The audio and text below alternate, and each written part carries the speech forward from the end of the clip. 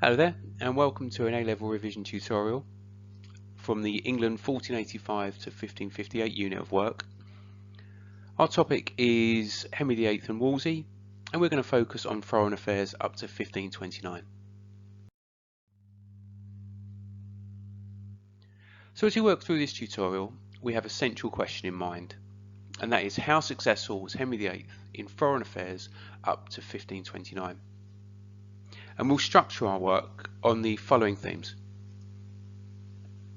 Firstly, we'll have a look at the context of the foreign policy, and then Henry's aims, and then Wolsey's aims and the role that he played. Then we'll have a look at the key events of the period and we'll build a chronology. And then we'll have a look at some analysis and work on interpretations. We'll take each one of these in turn. Now as you work through the tutorial, keep this essay task in mind. What we cover should enable you to be able to tackle this question at the end. So our key task is Henry VIII's foreign policy up to 1529 was an expensive failure. To what extent do you agree with this statement? And we've set that out along the lines of one of our 20-mark exam questions. So firstly, let's have a look at the situation in 1509. Just a quick word of advice. I'll put all the information from each slide that's relevant up before I start giving commentary. So you might like to pause a presentation when it appears. I'll make it clear to you when you need to do that. Have a read through and then listen to the commentary. Okay, so firstly, England in 1509. So maybe pause the presentation and have a read through and start again when you're ready. So, Henry takes the throne as a young man, an 18-year-old. And as a young man, he's keen to impress, he's keen to make his mark. He wants to get his reign noticed. And the way to do that is going to be through a foreign policy that's dramatic and dynamic. Particularly because England had been peaceful under his father in the reign of Henry VII. He inherits a position where the nobility is straining at the leash. They want war. But Henry's councillors are from an older generation. He inherits his father's councillors. They're older and they're pacific. That means they're peaceful. So there's going to be a split between what Henry wants and what his advisors want. Now when Henry came to the throne, one of the first things that he did was to cement a Habsburg alliance. He married Catherine of Aragon, who he'd been betrothed to for a number of years. And this made it quite clear what the early direction of his foreign policy would be. And he's also got money. So he's a young man with the means and the motive to be active in foreign affairs. He's got his father's inheritance to spend. And this makes him quite distinct as a monarch at the time. But Henry also knows that this money is only going to go so far. It's not a bottomless pit. He would also be very aware of the limitations of England's power and resources at this time, particularly when compared to the major European powers, especially France. So when he's going to take on the French, he's not going to be able to do it alone. He's going to need allies if he's going to make a meaningful mark. So let's look at the European context. And our key theme here is Habsburg-Valois rivalry. So we'll start with France. Now until 1515, France was ruled by a very experienced ruler, Louis XII. Louis was succeeded by his son-in-law, by Francis I. Francis I was a much younger ruler, but both of them had in common the fact that they were warlike, that they were aggressive and very able. Now France was the single greatest power on the continent at this time, but it isn't going to get its way in this period. It doesn't work out like that. And that's because of this collection of states under Habsburg rule that develops. Let's have a look. Firstly, Spain. Now, until 1516, Spain was ruled by Ferdinand of Aragon. He was ruling as regent, but again, he's experienced, he's an aged man by the time Henry becomes king, but he's warlike. Now, he's succeeded by Charles V. But Charles V doesn't stop there. He also inherits land on the other side of his family. So he starts to gather a huge collection of territory from his paternal and his maternal side of the family. And a key moment is his election as Holy Roman Emperor in 1519. Up until that point, the emperor had been Maximilian. He was another highly experienced but aged ruler. And Charles, in competition with Francis I, was elected as Holy Roman Emperor. Now, the Holy Roman Empire, remember, is a collection of kind of Central European states, mostly German speaking. So Charles has taken land down in Spain and also across to the east as well. So France is kind of encircled by this Habsburg territory. But Charles wasn't finished there. He also inherited land in the Netherlands, in Austria, and the Kingdom of Naples too. Anything you can see shaded that kind of orange colour on the map is Habsburg territory by, let's say, 1520. So you can see that although France is the single greatest power, the collection of lands that Charles has under his control made him the most powerful ruler in Europe. And the key theme of this period is a struggle for domination between the Valois French royal family, Francis I, against the Habsburg territories of Charles V. And we're just going to put the papacy in here as well. Now, the Pope is still important in this period. Now, the papacy has to be taken into consideration. It has moral authority. It can provide judgment in disputes. So, in the course of the Habsburg-Valois rivalry, the Pope would often intervene and would support whichever power suited his interests best. We'll unpack that a little bit later. So here are our key themes. Firstly, Northern Italy. The focus of this dispute isn't Northern European, it's down towards the south, and the struggle for territories as it is most fiercest in that region in Northern Italy. So again, influence over the papacy becomes important. And in the first years, there was a competition to become elected as Holy Roman Emperor when Maximilian died.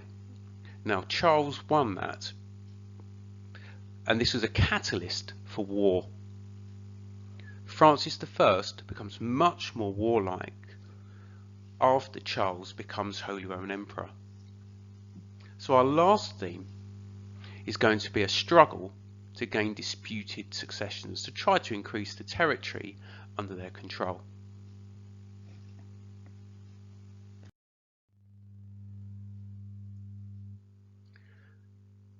So we can divide our period into two sections.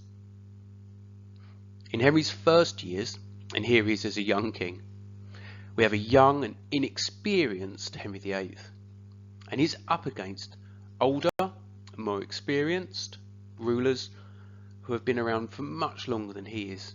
So we could characterize Henry as being naive, quick to act, but also relatively rich. So we're going to see him actively being involved, but not always to good effect.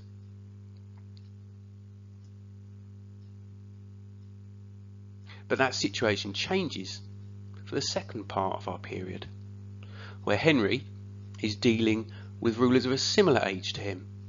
Francis, Charles and Henry have a different dynamic to Henry, Ferdinand, Maximilian and Louis. The rivalry is much more personal. They are young, aggressive rulers. But certainly by the middle of the 1520s, Henry's financial situation changed.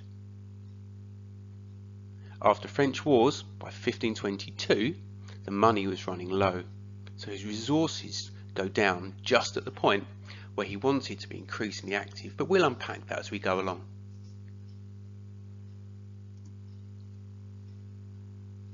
Okay, I've got a little task for you here. If you consider what we've already covered, make a quick prediction, maybe 2 or 3 things. How do you think Henry would act in his first years? And then secondly, how do you think he's going to be acting through the 1520s? Just 2 quick lists maybe.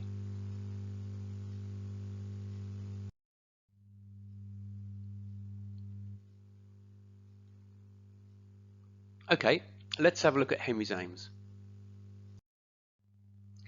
So in a moment or so, we're going to establish some clear success criteria for Henry's foreign policy. Before we do that, let's have a look at what his broad aims would be. There's going to be 6 of these in total. The first thing he wants is status. He wants to make his mark. Now this would come domestically and internationally. And this would be achieved in a different way than modern rulers. A key way to get status and to build your honour is to be militaristic, is to fight.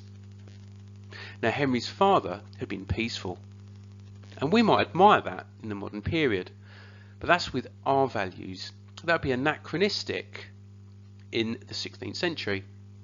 So we're going to try to judge Henry by his time, by his values and the period that he lived in. And we're going to be aware that when he's trying to build his reputation, a way to do that is going to be by being powerful, militaristic and aggressive in foreign affairs.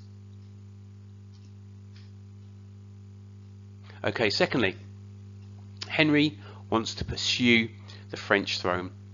If you look at his coat of arms there, you can see part of his emblem has the French fleur-de-lis on it, the blue sections. Now this dates back to the medieval period and the 100 Years' War, where kings of England had owned more territory in France. Henry has a claim to the French throne, and a great way to increase his status would be to further his ambition to become overlord of France in some way, even if he can't be king. So we're going to have a look at the great enterprise, which is where Henry, combining with Charles V, would attempt to pursue his claim to the French throne. Clearly there are links there with building his international status. Okay, next, Henry wants freedom. Remember, he's inherited ministers from his father who are older than he is, much older. You've got a couple there. That's Bishops Warham and Fox. Now his ministers are peaceful, they're pacific. They don't want all of their previous achievements of building up money that had been carried out under Henry VII going up in smoke. But Henry, on the other hand, wants freedom. He wants to be free to make his mark, to do his own thing. So freedom from his ministers' control will be one of the things that he wants to pursue.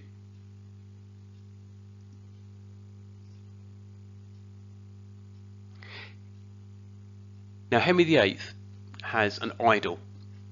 Here's his idol. It's Henry V. Now Henry V was a 15th century monarch, and he had fought in France. He had fought in the Battle of Agincourt, a great English victory, a famous English victory. And Henry knew that Henry V was remembered as a great king, mostly because of his military achievements. He had fought himself in battles. He'd been engaged in hand-to-hand combat. And Henry, particularly young Henry, sees this as a thing that he could do, that he can aspire to be. So Henry has one eye on his reputation.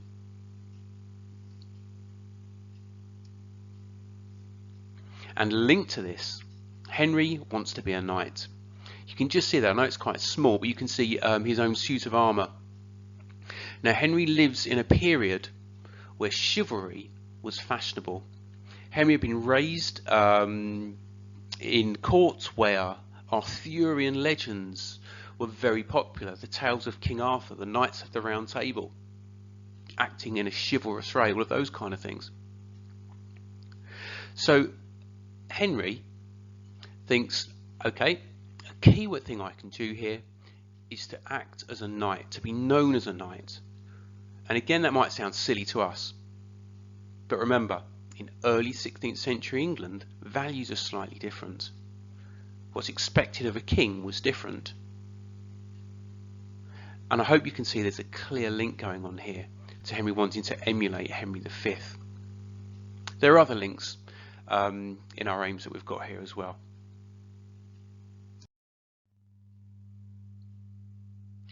So let's try to narrow this down to some clear success criteria that we can judge Henry against.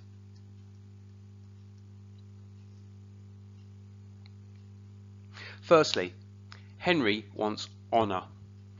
This would come by building his own glory and reputation. Secondly, an active major power on the continental stage. Thirdly, being treated with respect by other rulers, being treated as a valued ally, particularly by the rulers of France and the Habsburg side too. And fourthly, and this would be nice, was if foreign policy could somehow help his own domestic situation as a young king looking to build his reputation and to get more independence. So that would make a positive contribution to his domestic power and stability. Okay, quick job for you here. See if you can link those success criteria to Henry's aims that we've previously discussed. Which of them can you see playing a part forming those success criteria? What we're trying to do here is to think in period. We're particularly going to try to judge Henry against the values of the 16th century rather than the 21st century.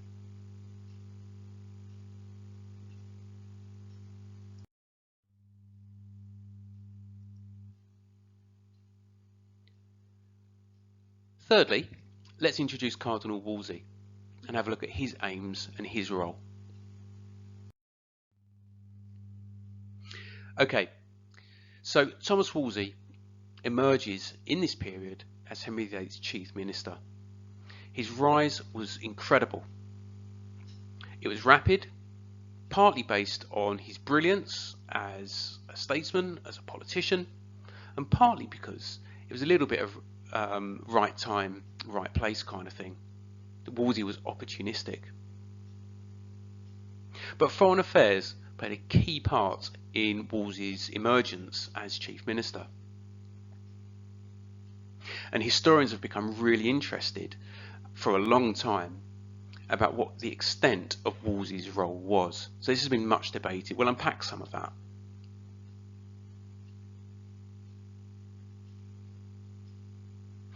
So here are some key moments in Wolsey's rise to power. What's nice to note here is the way that foreign affairs were linked to his emergence. So he's appointed as a royal councillor first in 1510. He'd been in court before. But our key moment for Wolsey is his successful organisation of an expedition to France in 1513.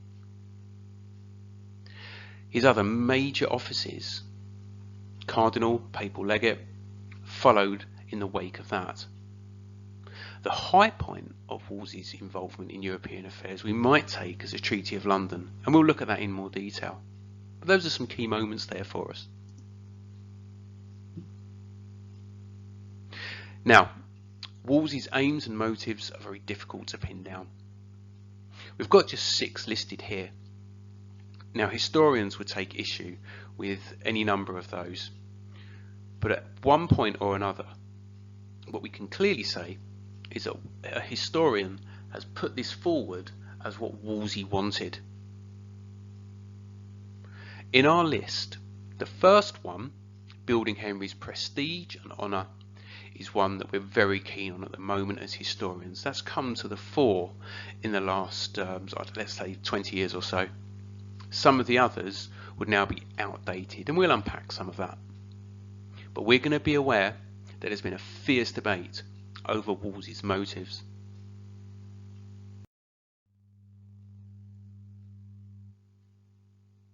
So let's have a look at some of the key moments in the historiography of this debate.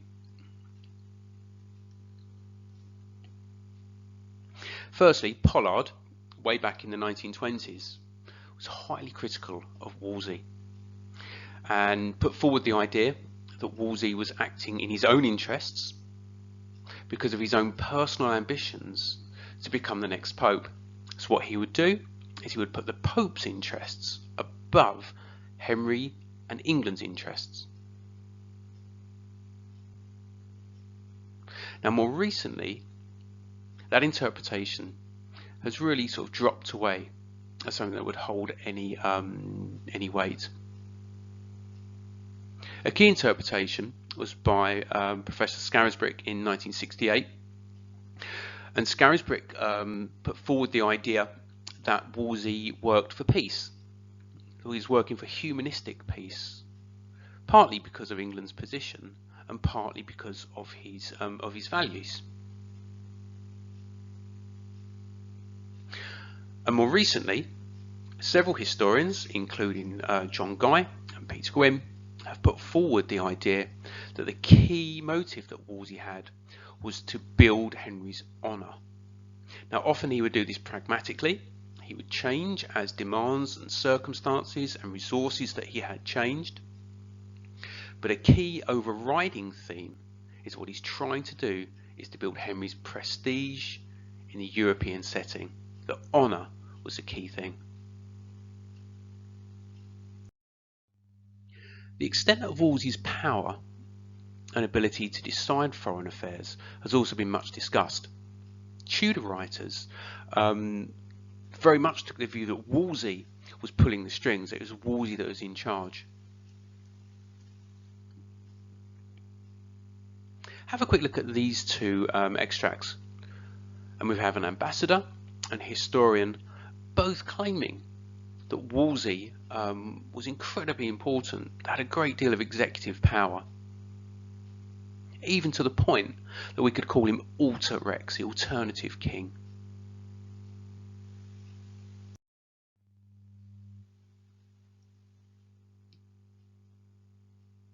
Now, the idea that Wolsey had independence and executive control has been challenged by historians.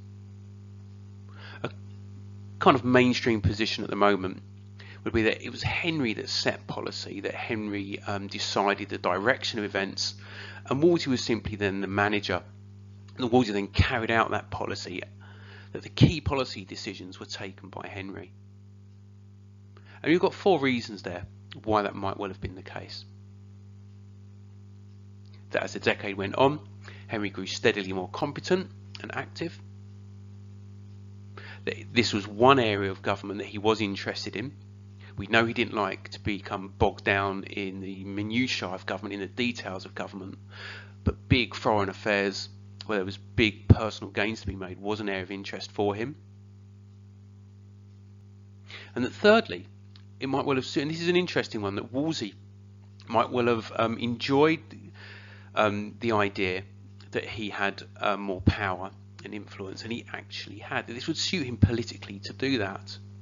We've got another video on Wolsey's domestic policies where we explore Wolsey as a politician a little bit more, but it politically might well suit Wolsey to take the responsibility or to claim responsibility for foreign affairs. And lastly, we need to consider the complexity of Henry and Wolsey's relationship. There might well have been times that Henry was very much involved, and there might have been other times where he wasn't. So it's hard to give a general picture for over a decade's worth of events. Have a read through this interpretation by Scarisbrick.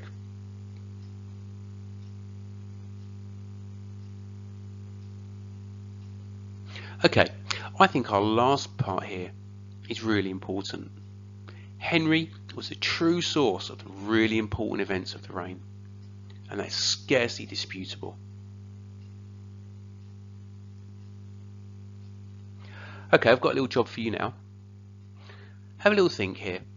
Why do you think Wolsey's contemporaries, the Tudor writers, thought he had more power than most modern historians do? Not a major piece of writing, maybe just a few sentences on that.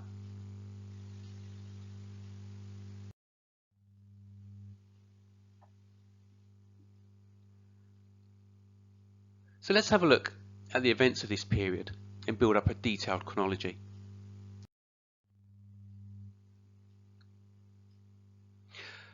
So we're going to do this in quite some detail. We'll split the period into 4 sections. Your job as we go through this is as follows. For each phase that we look at, think back to the success criteria.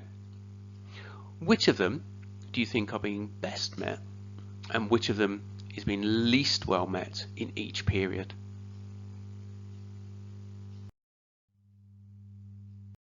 So we'll look firstly at the early years, and we'll pick things up in 1512.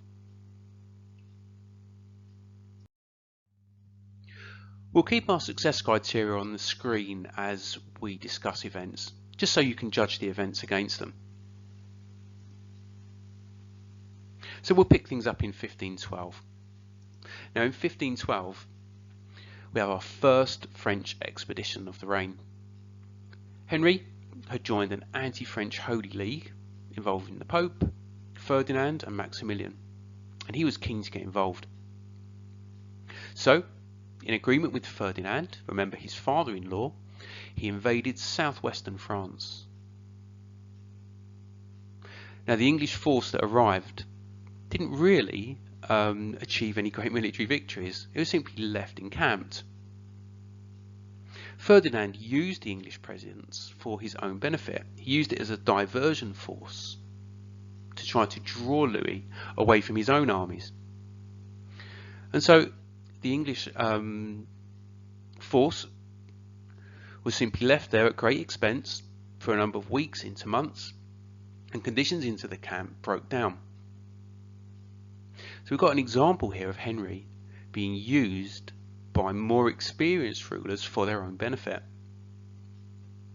The English force returned not in shame, but it returned having achieved very little. So the next year, Henry wanted things to be different. 1513, though, is most important probably for the Battle of Flodden. Now this was not achieved by Henry. Henry was away in France. It was really achieved by Catherine of Aragon. The King of Scotland, James IV, had invaded, partly to support the French against England, and a decisive battle took place. Now in the course of this battle, James IV was killed, and this meant that the northern border was brought to peace for the great majority of the rest of Henry's reign, and Scotland wasn't a threat or a problem. This is a major achievement, certainly compared to some of the struggles that previous English kings had had. It's interesting though that the glory of the Battle of Flodden isn't Henry's, because he wasn't there.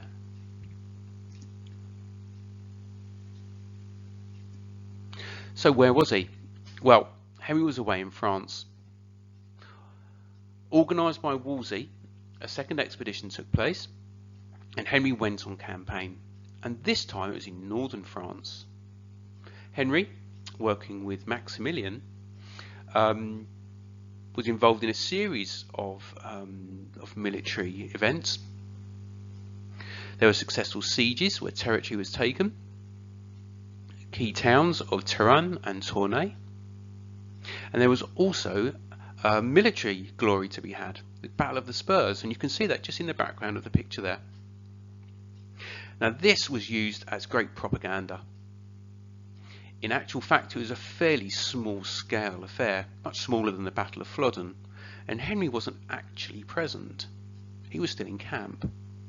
But the fact that the English cavalry chased off a French force could be used as great propaganda, as great value in the context of the times. So this expedition was presented as a great success. It marks as also the point of the emergence of Thomas Wolsey. So it's of political importance to us too. However, things came to a close in 1514 and the war was cut short. Not because Henry wanted it to, he would have happily carried on. But his two allies, Ferdinand and Maximilian, without involving Henry, both made separate peace with France to their own benefit. And so Henry, with his limited resources, was forced to do the same. Now Wolsey led the peace negotiations. They were successful. Again, this helps in Wolsey's emergence as chief minister. And as part of the negotiations, Henry's sister, Mary Tudor, is married to Louis XII. This is good for Henry's honour, good for Henry's prestige, good for tying the Tudor dynasty into the major houses of Europe. But the money that had been involved in these two expeditions was really, well, it was high. And even by this time, most of Henry's inheritance had been spent. So before we move on to our next little section, let's go back to our task. Which of our success criteria do you think are being best met and least met? And of course you can go further and give a sentence or so of explanation for your decision.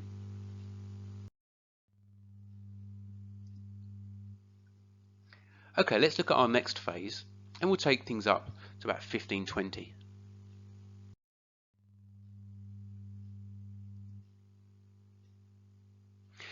So this period is characterised by diplomatic successes.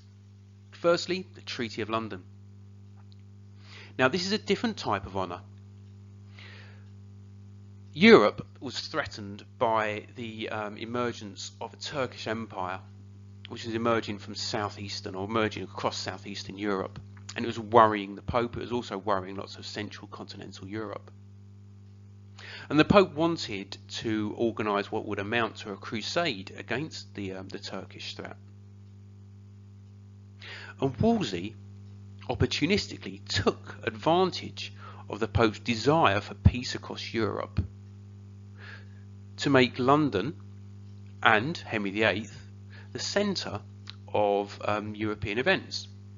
And so a major conference was called. 20 European powers and their representatives arrived, and they agreed and signed a treaty of universal peace and friendship.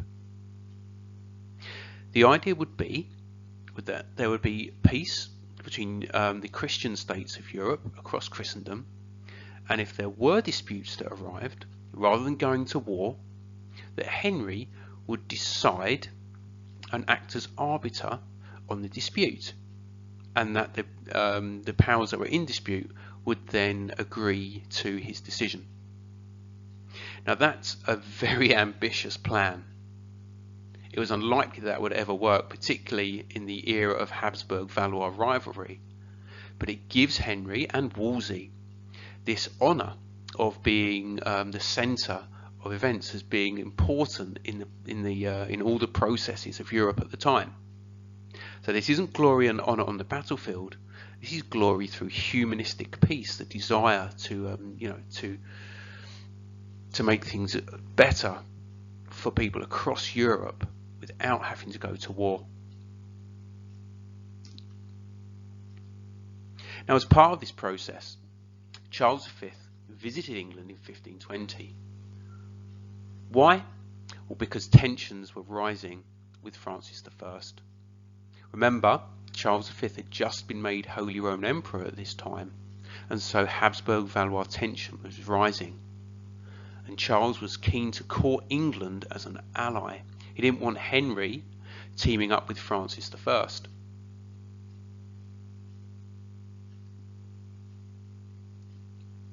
And in the weeks that followed Charles's visit, we have a great set piece.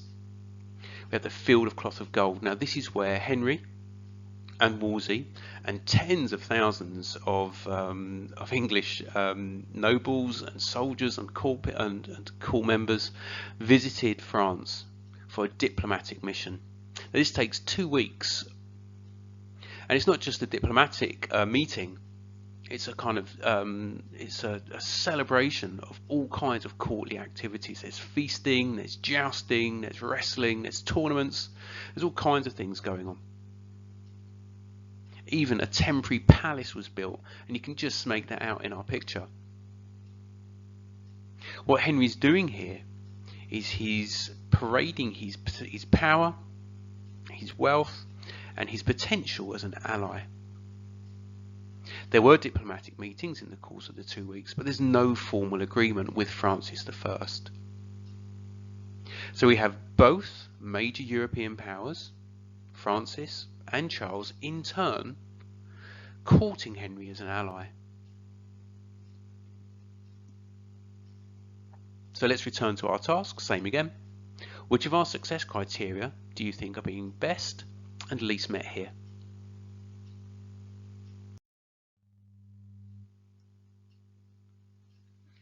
Okay, let's have a look at our third period.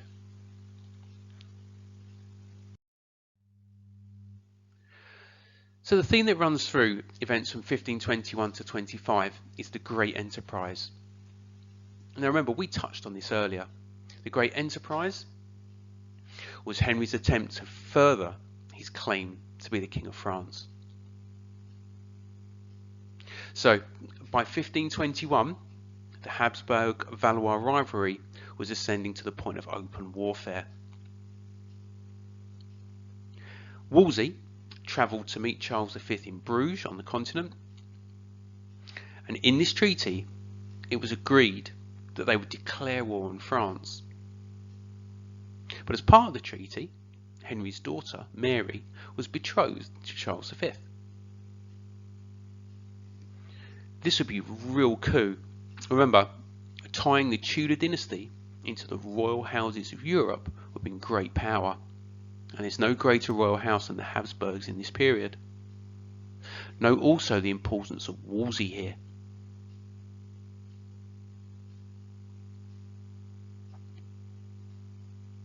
Now, when the war does take place, we've got some familiar things that happened. Again, an expedition force was sent into northern France, but Charles V failed to keep his side of the bargain. He concentrated his military down towards northern Italy. This is also very expensive. The war had been funded by unpopular loans. Wolsey had to work very hard in Parliament to achieve any kind of meaningful finance for this, and it was very unpopular. So the inheritance has run out by this stage. There were no great military successes to record either. The plan was that Henry would march down to Paris, backed by forces of Charles, but this march really doesn't get anywhere. And so the English force returns without having achieved its aim. The Great Enterprise doesn't take place. And then what we've got is a key moment. Now this doesn't involve England directly. At the Battle of Pavia in northern Italy, there's a climactic battle between Charles and Francis, and Charles emerged victorious to the point that Francis was even taken prisoner. This doesn't usually happen in early modern battles, but we have the complete domination of France by Charles V at this stage. So he had become incredibly powerful. So our usual job, which of the success criteria do you think are being best and least met in this period?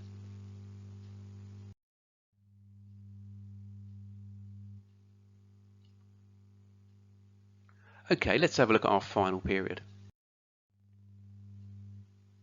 So from 1525 to 1529, we're going to have a change of direction here. But this isn't going to be successful, so we can call this unsuccessful French direction. So, in the wake of the Battle of Pavia, Henry and Wolsey wanted to capitalise on France's weakness. But remember, the inheritance had gone. So Wolsey tried to raise a non-parliamentary tax, a tax that hadn't been agreed or voted for. Now, this was called the Amicable Grant, but they failed to be collected. There was resistance, particularly in Norfolk, and so England didn't have the resources to launch another invasion. And Charles V didn't want to share his advantageous position with Henry anyway, and he abandoned Henry as an ally. He called off his betrothal to Mary Tudor, and this meant that there would need to be a change of direction. So the Habsburg alliance is finished at this point.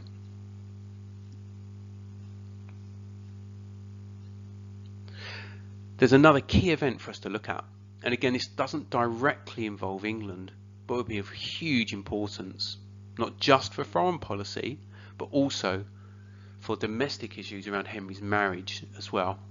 And in 1527, Charles V's forces sacked Rome.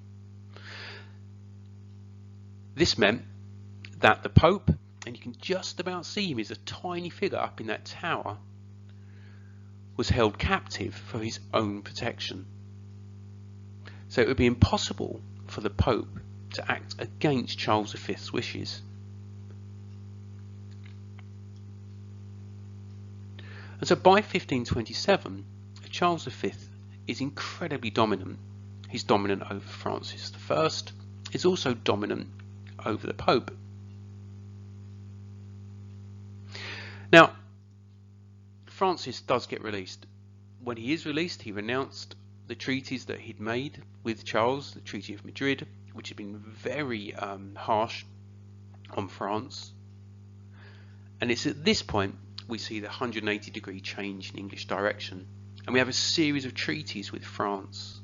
Treaty of the Moor, which is a friendship treaty. And then in 1526, England took protector status. The League of Cognac was anti-imperial states, and England agreed to fund their activities. And then in 1527, the Treaty of Amiens, where England agreed to attack the Netherlands. Again, this would be partly to support France. But this disrupted the cloth trade, and there were protests at home. So this weakened the domestic position.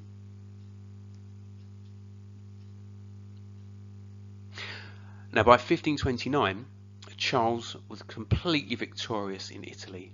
He again beat the forces of the Pope and Francis, and so they both came to terms with him. They both made peace with him, again separately from Henry VIII. So Henry was left isolated. So in 1529 we have the breakdown of English foreign policy. There's the risk of England not only being isolated but also being sort of ganged up on by the other major powers. And it's at this point that the King's Great Matter, the divorce campaign from Catherine of Aragon, also becomes a factor too. So where are we at the end? England's isolated, it's close to bankruptcy. There had been few territorial gains, and those that had been made had been largely handed back. And the Great Matter, the divorce from Catherine of Aragon, had been left as an impossibility. So again, our usual job, guys. Which of our success criteria has been best met and which least met in this period?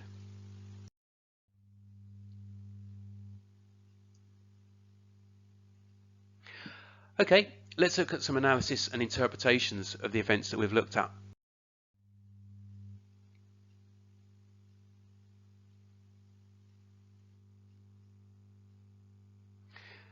Here's some interesting opinions and interpretations by historians. We've got a couple of leading historians, Sir Geoffrey Elton and Professor Scarisbrick, and also some work for some more recent history textbooks. Just pause the presentation and have a read through.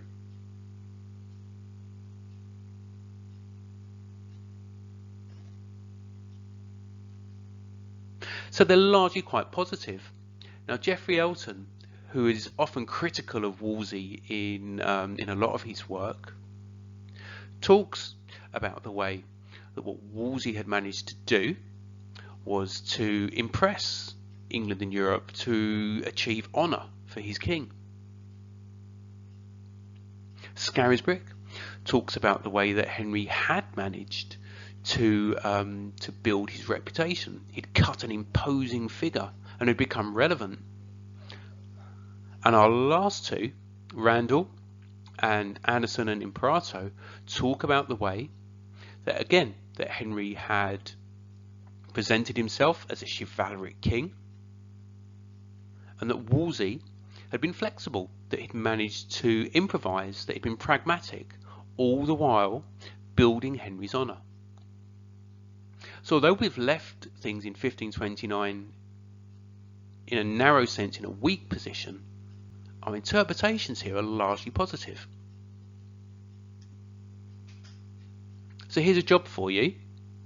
What I'd like you to do is to take each of these interpretations and write a short criticism of them. What's the other view for the points that Elton, Scarisbrick, Randall and Anderson and Imperato make? Not major pieces of writing, just a couple of lines on each one. But see if you can use specific examples to back up your claims when you do this.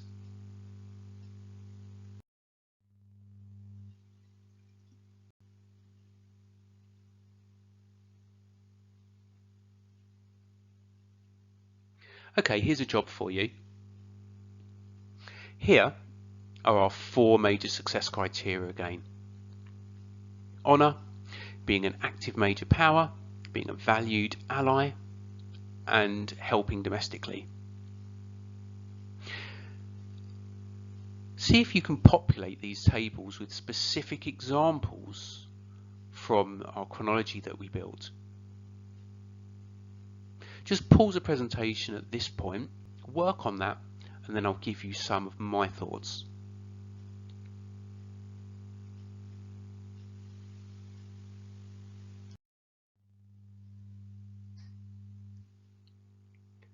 Okay, let's see how you got on. So here's some examples. This isn't a complete list. You can certainly add to these, but these may be times and examples when our criteria are either met or when they're not met.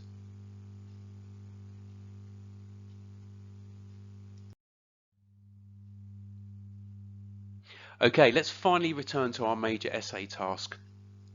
Henry VIII's foreign policy up to 1529 was an expensive failure. To what extent do you agree with this statement? Now, I don't want to guide you too much on this.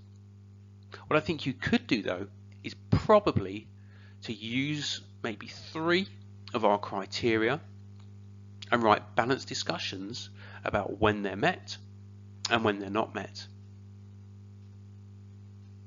You'd need to write maybe 3 substantial paragraphs on this in an examination to do well.